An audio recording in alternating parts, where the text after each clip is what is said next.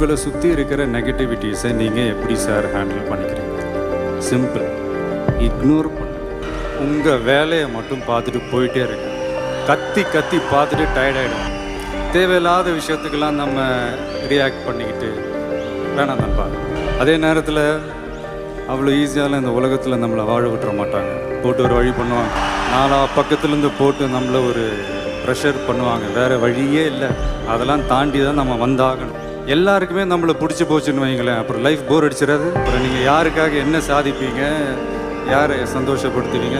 கொஞ்சம் பேருக்காவது நம்மளை பிடிக்காமல் இருந்தால் தான் லைஃப் ஒரு மாதிரி ஜாலியாக இருக்கும், இன்ட்ரெஸ்டிங்காக இருக்கும், சுவாரஸ்யமாக இருக்கும். அழகும் ஆடம்பரமும் இருந்த 1000 பேர் கூட ஆசையாக பழகுவாங்க. அன்பாக இருந்தால் பழகிற 10 பேர் கூட உண்மையாக இருக்கும். எனக்கு ரொம்ப பிடிச்ச ஒரு line, 2 things will define you சொல்லுவாங்க.